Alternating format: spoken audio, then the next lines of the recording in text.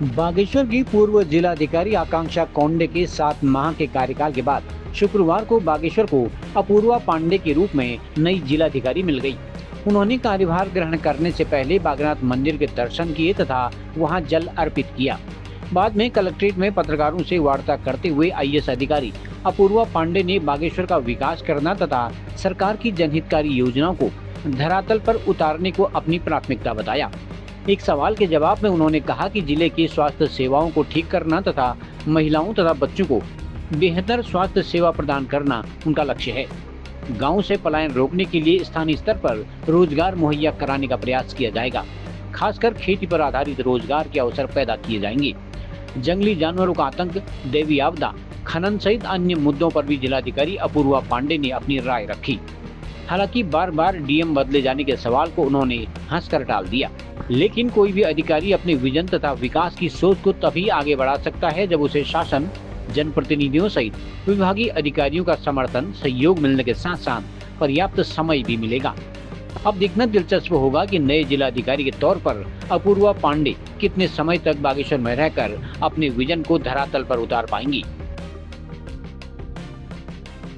जनपद के जो निवासी हैं उनकी जो भी रोज़मर्रा की समस्याएं हैं उनका त्वरित समाधान, उनकी शिकायतों की सुनवाई और जैसा माननीय मुख्यमंत्री जी के भी निर्देश हैं कि शासन और प्रशासन के साथ जो आम जनता का संपर्क है उसका सरलीकरण, कि लोगों के कार्य आसानी से हों, तो वही मुख्य प्राथमिकता तो यही रहेगी।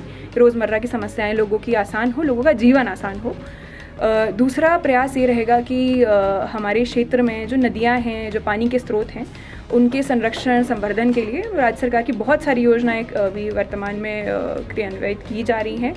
तो प्रयास ये रहेगा कि हमारी जो जल है, जो अभी के लिए भी हमारे पेयजल सोर्सेज के लिए भी और जो आने वाली पीढ़ियों के लिए भी आवश्यक है, उस पर हम लोग कार्य करें, सरकार की योजनाओं को धरातल पे उतारें और जो हमारी नदियां हैं वो स्वच्छ निर्मल होकर बहती रहें। जो पेयजल हमारे घर में आ रहा है वो स्वच्छ हो और पानी की कमी आगे ना हो, उसके लिए हम पेयजल के स्रोतों का संवर्धन और संरक्षण नियमित रूप से करें।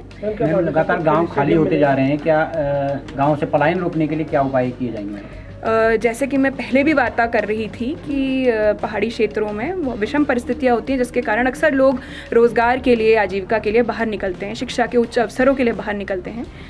परंतु बहुत सारी योजनाएं अभी राज्य सरकार की भी, केंद्र सरकार की भी ऐसी हैं जिसके माध्यम से लोगों को लाभान्वित कर आजीविका के अवसर, रोज़गार के अवसर क्षेत्र में ही उत्पन्न किए जा सकते हैं। तो हमारा यही प्रयास होगा कि क्षेत्र के हिसाब से प्राथमिकता निर्धारित करते हुए, लाभार्थी को चिन्हित करते हुए जो बेस्ट पॉसिबल योजना से उनको लिंक किया जा सकता है उसको करने का हमारा पूरा प्रयास है। माननीय मुख्यमंत्री जी की जितनी भी घोषणाएं हैं वो राज्य सरकार और जिला प्रशासन की प्राथमिकता में सबसे ऊपर हैं।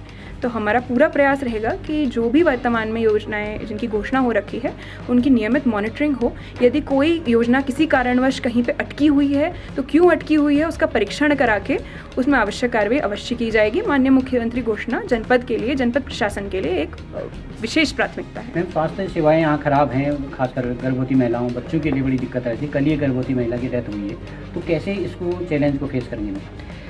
देखिए, महिला स्वास्थ्य और विशेषकर गर्भवती महिलाओं का जो स्वास्थ्य है वो राज्य सरकार की स्वास्थ्य विभाग की बहुत बड़ी प्रायोरिटी है। महिला स्वास्थ्य को लेकर इसलिए भी और ज़रूरी हो जाता है क्योंकि आने वाले बच्चों का, नौनिहालों का स्वास्थ्य भी गर्भवती महिला के स्वास्थ्य से डायरेक्टली उसका लिंक होता है। तो यदि हमारे क्षेत्र में क्या कमियां हैं, क्या गैप्स हैं, किस रीज़न से वो गैप्स हैं, उनको हम चिन्हित करेंगे। जहां शासन के साथ समन्वय बैठाकर उसका कुछ निराकरण करने की संभावना है उसको एक्सप्लोर करेंगे। उसमें हम लोग शासन के साथ समन्वय बैठाकर आवश्यक कार्रवाई करने का पूरा प्रयास करेंगे।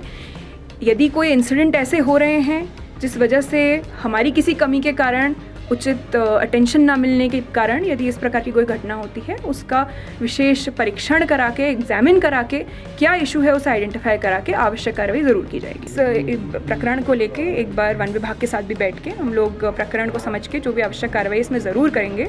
और यदि कोई बजट की रिक्वायरमेंट है या किसी प्रकार की एक्शन प्लान की रिक्वायरमेंट है तो वन विभाग के साथ समन्वय बैठाकर और लोकल जो जनता है उनका इनपुट लेकर हम इसमें आवश्यक कार्रवाई करेंगे।